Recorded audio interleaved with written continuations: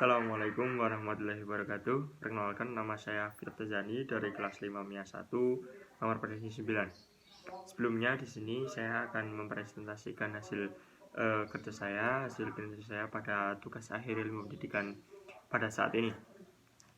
Pada saat ini saya akan mengusung tema yaitu semangat berproduktif masa pandemi. Jadi kita semua tahu bahwa di dunia ini, khususnya di negara Indonesia ini, dan khususnya lagi di daerah istimewa Jakarta ini, sedang terjadi sedang menjajah atau sedang dijajah oleh musuh yang tidak terlihat, oleh musuh yang sangat kejam, yaitu COVID-19 atau COVID-19. Apa sih COVID-19? Jadi itu adalah virus yang mana asal-usulnya dari Cina, yang mungkin kita tahu bahwa virus itu berawal dari kota Wuhan, Cina, dan masuk ke Indonesia pada bulan Desember sampai Februari. Jadi dengan hasil seperti ini, kita belajar secara online, secara daring, dan dari rumah. Maka dari itu kita harus bisa memanfaatkan waktu itu dengan sebaik-baiknya. Kita harus bisa memanfaatkan belajar dari rumah ini dengan sebaik mungkin. Karena apa? Karena waktu tidak bisa diulang lagi. Apalagi kita semua kita sebagai kelas 2 SMA atau sebagai pendidikan yang insya Allah kita akan melanjutkan perguruan tinggi atau universitas. Kita diharapkan oleh guru-guru kita untuk untuk memaksimalkan kinerja kita pada saat kita belajar di SMA itu sendiri. Jadi bagaimanapun juga kita sebagai pelajar yaitu diwajibkan yaitu belajar. Maka dari itu tidak ada alasan untuk kita tidak belajar, tidak ada alasan untuk kita bermalas-malasan di rumah. Ya mungkin apa aja kesibukan di rumah ya, dengan kesibukan di rumah itu kita bisa berproduktif teman-teman. Kita bisa beraktivitas seperti biasa di rumah, tetapi juga kita harus bisa menaati protokol-protokol kesehatan yang telah diperintahkan oleh pemerintah setempat. Maka dari itu kita hanya tinggal melaksanakan saja apa yang telah ditunjukkan dari pemerintah kepada masyarakatnya. Begitu. Kemudian jadi keseharian saya yaitu dari jam mungkin sholat subuh, kemudian nanti mengikuti pelajaran dari musrifnya atau pelajaran dari asrama. Setelah itu kita olahraga. Saya 2 hari sekali yaitu jogging, biasanya di lapangan. Kemudian untuk nanti setelah olahraga yaitu saya sarapan ya, kemudian bersih-bersih, mandi, kemudian masuk pada jam 7. Pas itu mengikuti kegiatan belajar mengajar di rumah, tentunya yaitu dengan Zoom atau dengan tugas-tugas dan deadline yang sudah ditentukan kepada guru-guru kita. Seperti itu. Jadi kita jam 7 sampai jam 12 yaitu dengan kegiatan belajar mengajar. Kemudian nanti sholat zuhur, kemudian jam 12 sampai jam 3 yaitu istirahat secukupnya. Kemudian setelah sholat asar yaitu kalau ada kesibukan yang lainnya seperti bisa membantu kedua orang tua kita, bisa membantu meringankan beban kedua orang tua kita, ya kita bantu. Kalau tidak ada yang bisa dikerjakan ya kita main secukupnya. Kita tidak boleh lengah dengan pada saat kita main. Kita harus tetap memperhatikan waktu, dimana kita masih ikut orang tua, kita masih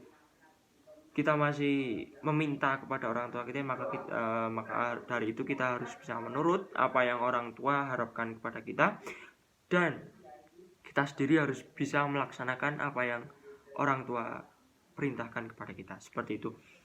Tidak hanya itu, pada saat COVID-19 ini kita harus olahraga setiap hari. Kita harus bisa menggerakkan seluruh anggota tubuh kita.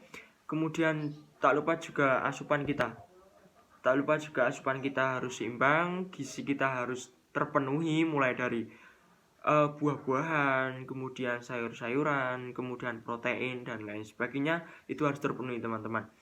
Kalau tidak kalau kita hanya dengan olahraga saja, dengan makanan yang kita tidak teratur, makanan dengan kita yang tidak bergizi dengan seimbang, maka dari itu juga hasilnya tidak akan maksimal teman-teman.